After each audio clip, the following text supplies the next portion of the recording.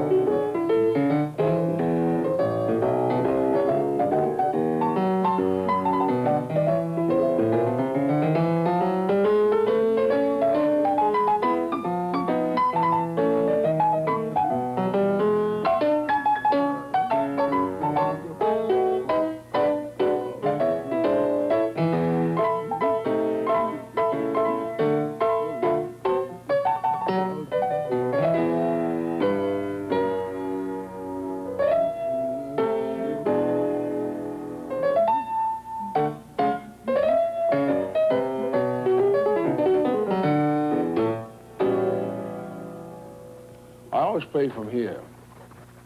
The way I felt is the way I always played. The way I feel. If I felt it should be a double augmented chord, I'll make it. If I feel it should be a minor seventh, I'll make it. To whatever feels good to me as far as my ear is concerned.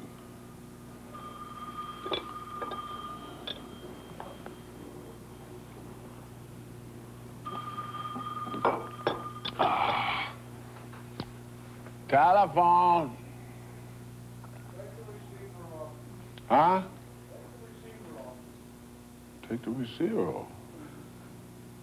What do you mean take the receiver off? Huh? No. I don't mind it. Come back. You gonna be here 2 o'clock? Oh, yeah. Sometimes you get cancellations. I had a guy last night, after I come off the first set, and he says, where's Earl, Father Hines? Just like that. I said, I am he. He said, come on, he's dead. I had to look at him. I said, am I dead? Yeah. He said, you're not Father Hines. He said, Jesus Christ, I heard Father Hines, you know how far back? I said, I don't care how far back you The go. man this morning knows you from 1940 here. And so I told the public that. I said, it's the first time I've been approached like this. I said, I'm supposed to be dead. And everybody laughed like the devil out there. So when I went back over there, he said, I apologize. He said, I said, well, and he said, well, I just can't believe it. And the girl, she was sitting there with him, you know. She said, I can't believe it. Yeah. I said, well, because he looks like he's 90. That don't say I have to be there. But it made me kind of warm, you know. In the 30s, Hines had one of the greatest of all the big bands. But after the war, as jazz became more and more intellectual, Hines virtually gave up music altogether. Then, in 1964, he was brought back to New York, and since then, he's never stopped. You're not ready yet? Yes, we are. Oh, I was just fooling. All right. This is a little number that I wrote a year or so ago.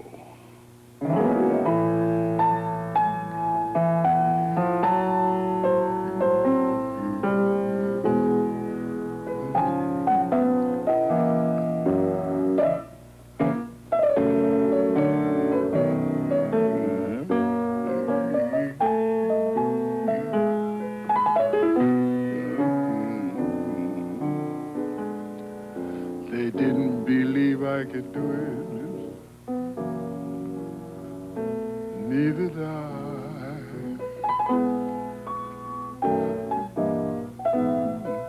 They didn't believe I could prove it, neither did I.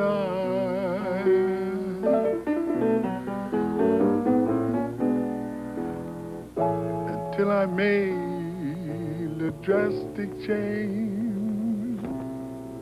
and started my life anew. I found that I could make the grade, and that's when my confidence grew. Still, they didn't believe I could make it, neither did I.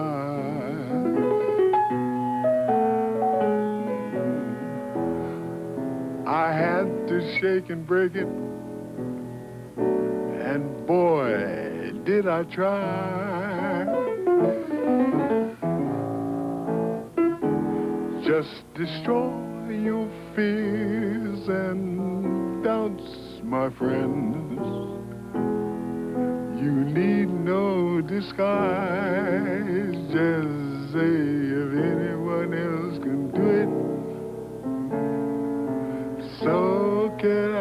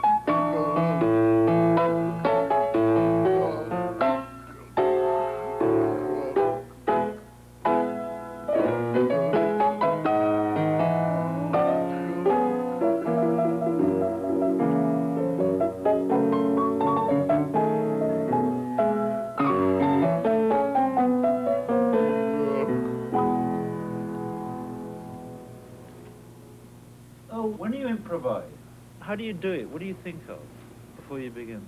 Well, take, for instance, this particular tune. You have your chord structures already written out, and the melody is there. And naturally, the composer tries to write the melody as near to the chord structure that he has. And in doing so, I look at the chord structures after I learn the melody, and then I'm always 2 or 3 measures ahead so that I know just what I'm running into. For instance, when I'm playing this one here, I know the next chord is a C chord. So what I do this, I know that there are several relative chords. You see what I mean? I'm going into a C minor chord and right into C, or I go into a G 7th chord, which I noticed before, and then coming back to G. Now, when I go ready to go back to C, I can make anything there. A minor,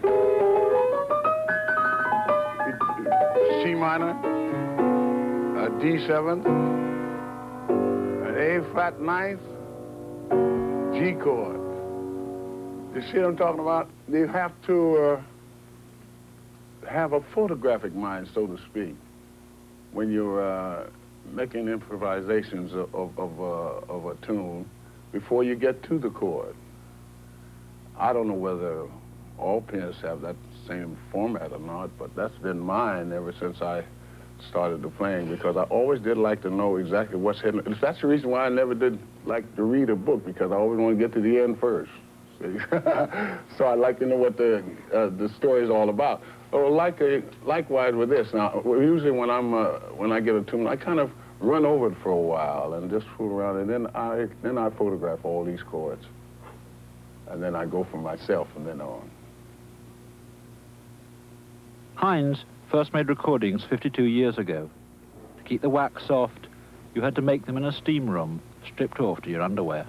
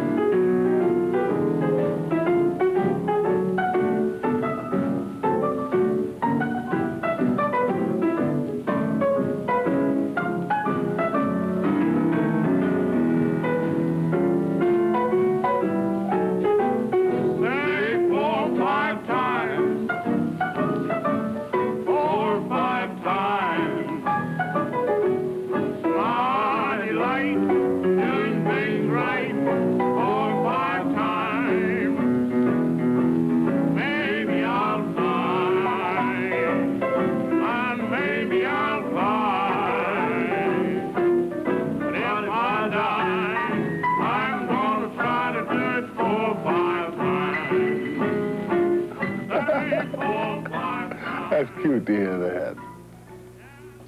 But it was the records he made with Louis Armstrong in 1928 that became the real classics of jazz.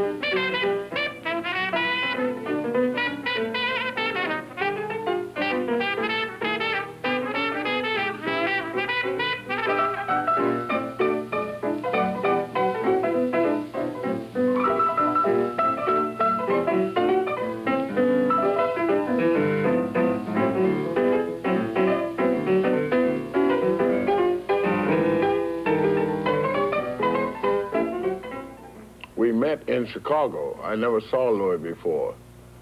And at the Musicians Union in Chicago, they had a union there where all the musicians used to hang out. In fact, that was the playhouse of all youngsters, and a lot of the young men used to want to blow.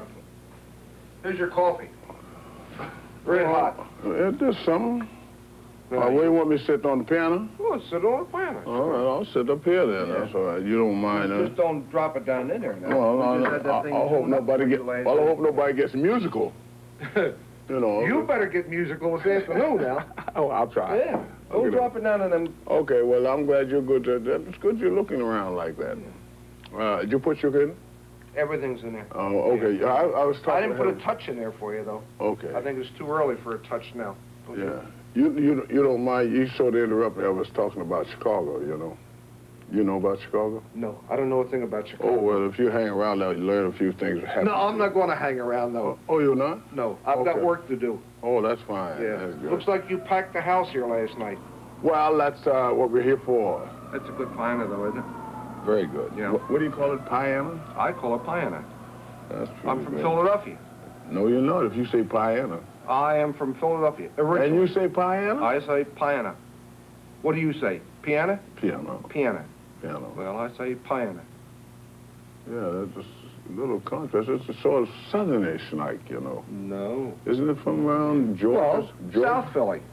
Oh.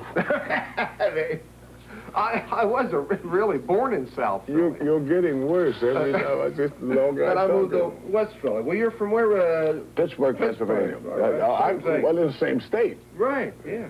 I'm just down the road a piece. That's right, up the road. No, I said down the road. You said up the road. Well, Have you ever seen the map of Pennsylvania? Is Pittsburgh? Pittsburgh sits down here. Philadelphia sits up there. Oh, yeah? Yeah. It's below? Down? Yeah, I thought it was above. No. No? Hey, I'm going to put some more coffee in for you. All right. Okay. That's See you good. later. All right. See you later. Oh, pardon me before I was so interrupted there. You were telling us about how you first met Louis and, you know... Well, when we you played met together. in Chicago, and so Louis says, well, what do you play? I said, I play piano. He says, why didn't you sit in when we was playing over there? I said, I didn't want to interfere with you people. I thought you had something private going on, you know. And so he said, no, he didn't. With his foggy voice, he always had that foggy voice. And then when Louis started playing, and I was started playing, and then Louis looked at me so peculiar, and so I said, am I making the wrong chords? And he says, no, he says, but your style is like mine. You know, so I said, well, I wanted to play trumpet, and I said, but it used to hurt me behind my ears because my father played cornet. And I said, so I played on piano what I wanted to play on trumpet. He said, no, that's my style. That's what I like. And he and I became very close friends then.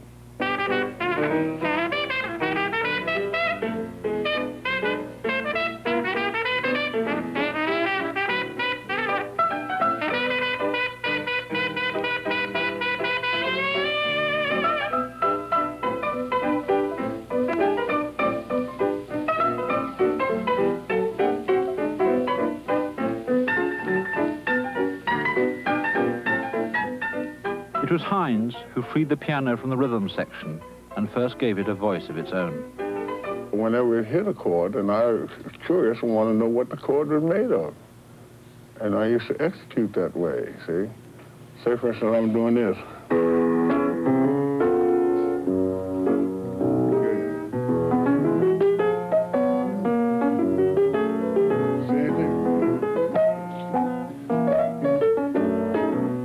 Same thing, see? So, enjoying that, I would then begin to play like the other instruments.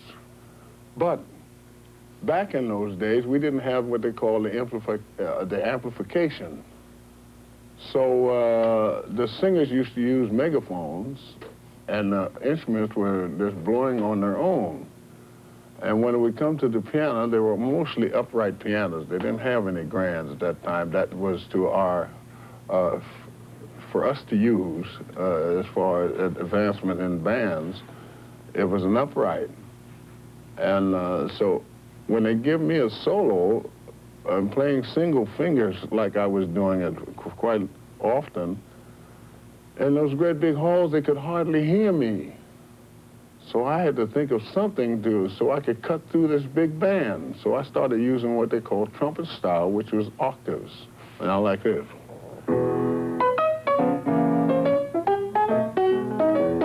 Well, before we're doing it. Well, they couldn't hear it. So when I started around,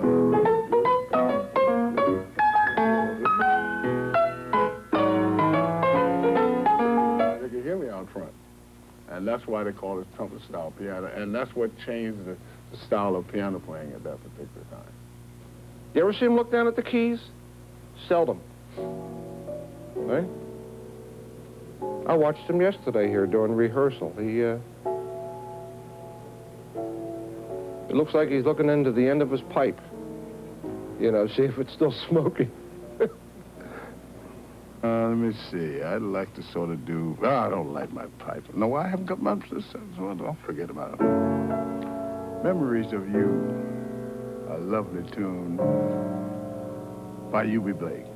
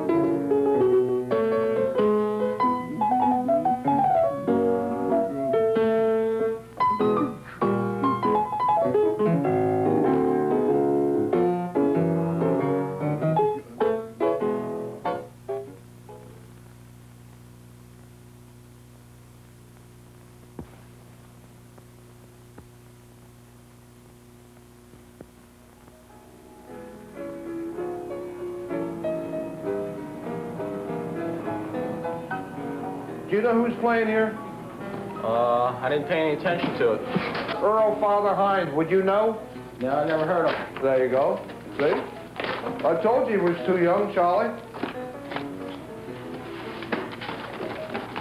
You don't know Earl Father Hines. He's too young. If you ask him if he knows the Beatles, yes. How about Monty Alexander, no? No. Did I? I knew you were too young for it. Yeah. Who's gonna be down here? Pearl Bailey. Little down, huh? You know of her? Yeah, I heard of her. You've heard of her? You should have heard of her. She's on television every day this week.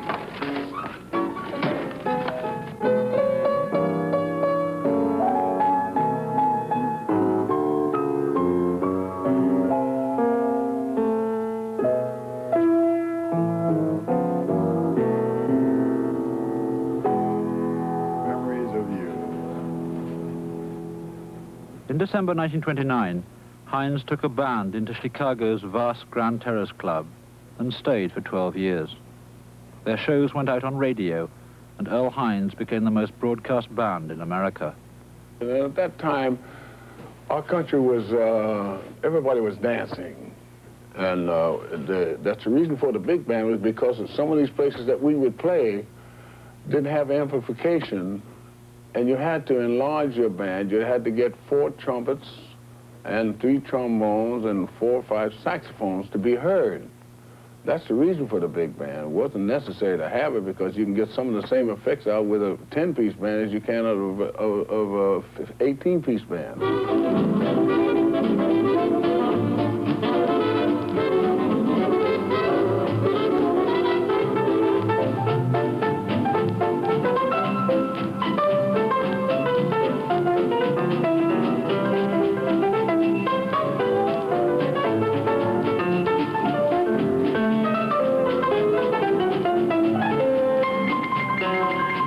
People began to tune in that little station because they'd heard so much about the Grand Terrace that they just wanted to find out through curiosity what was happening.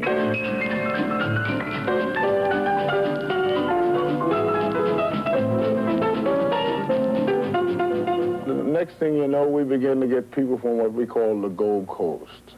And that was the people from way over on the north side of Chicago that had an awful lot of money. There used to be limousines with the chauffeur sitting out there 2 blocks long.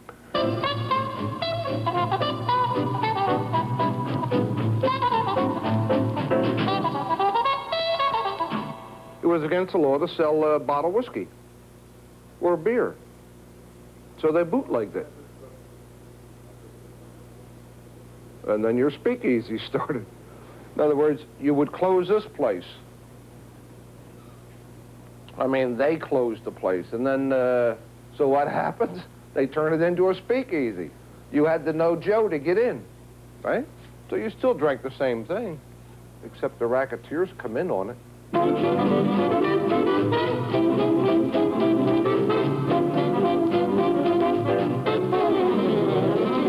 One night I was sitting in the kitchen and a guy comes back there with 3 guys, and his name was Fusco. He was a lieutenant for Al Capone. And he says to Fox, who was the manager and the owner, his name was Ed Fox, he says, Ed, we come in to take 25% of the club. So Ed said, who's we come out? What do you mean? I says, I don't need no, he says, well, you have to have protection. He says, I don't need no protection. I've been here 2 years. I'm doing all right. He said, what you have to have protection. There's other guys going to come in here and say the same thing, and we don't want that to happen to you.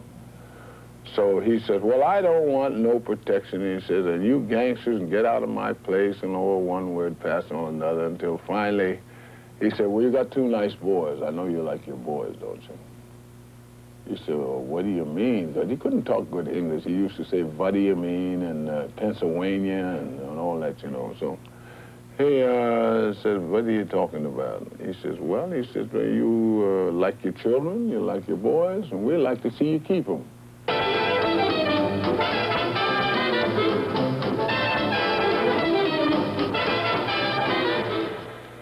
Al came in there and one night and called the whole band and show together and said, now, we want to let you know our position.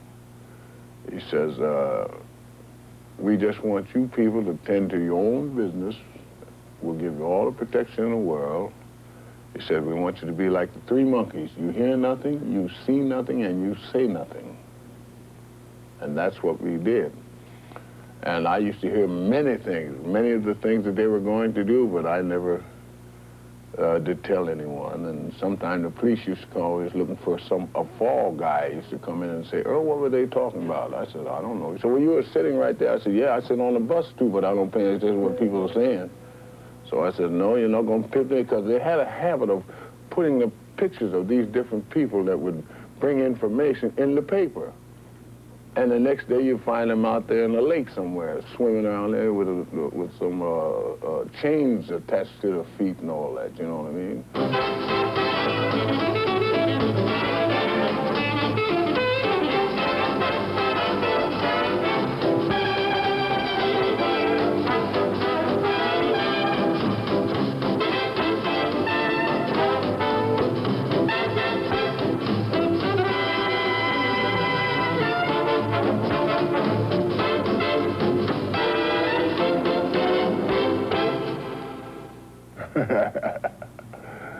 I like that. I like to hear the old man talk, though. Don't you, Charlie, though? I call him Big Daddy. He's interesting, though, to listen to him. You know, going back to that speakeasy days when he played in those speakeasies and those,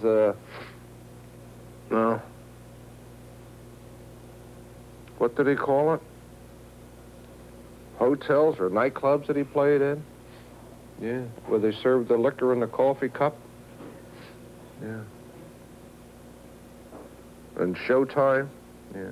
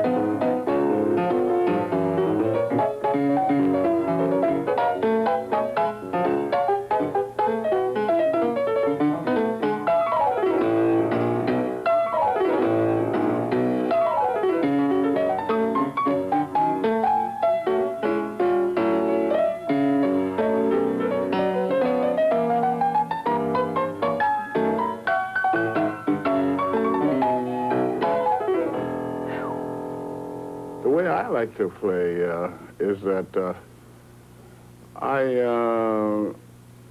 I'm an explorer. I might use that expression. I'm looking for something all the time. And oftentimes I get lost. And most times the people that are around me an awful lot know when they see me smiling, they know I'm lost and I'm trying to get back. But it makes it much more interesting because then you do things that surprise yourself, and after you hear the recording, it makes you a little bit happy too. Say, oh, I didn't know I could do that, which you do if you're doing a lot of what you call fooling around and trying to find out just how many different chords can go into the next passage, you know. And while doing that, why, if you're a little doubtful, now when I was playing classical music, I wouldn't dare get away from what I'm reading. If you've noticed, all of the symphonic musicians, they have played some of those classical tunes for years, but they wouldn't vary from one note. They constantly, and every time they play, they have to have the music. So that's why some classical musicians, it's very difficult for them to try to learn how to play jazz.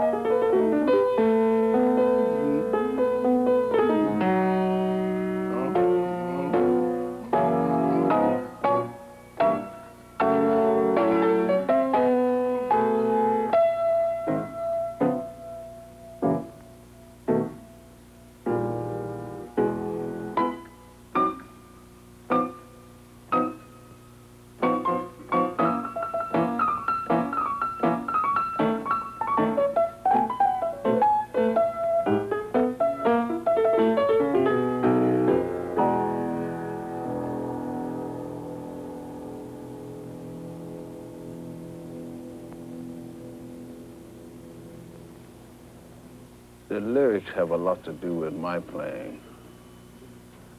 I mean, this is a guy explaining to his girl, what the hell, Jesus Christ. I mean, I hear a lot of things, but that's not true. See, so when you're saying that to a person, you're saying that sincerely, and I try to get that feeling on the piano.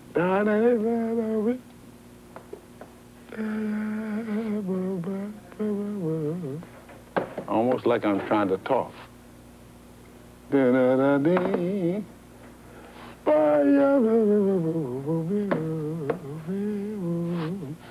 try to get that. I don't know. I can't explain it, Charlie. I can't explain it. I don't know. I just love this. I want to play that tonight. Is that on? Partial. They're all partial. Yeah.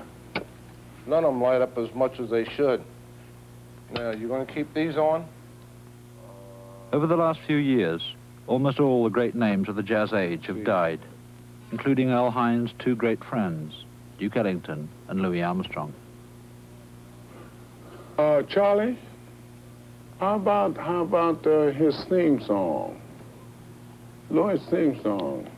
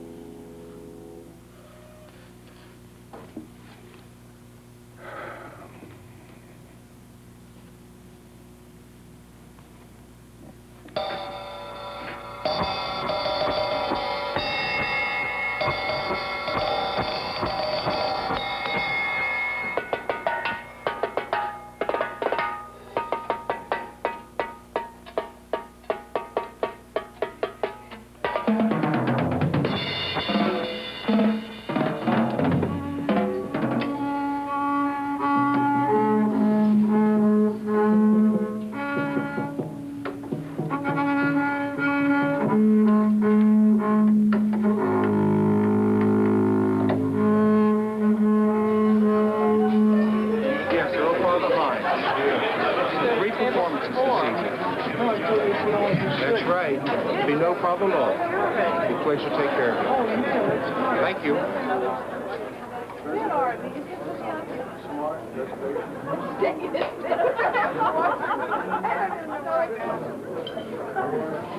One more show and one more time, as they always say.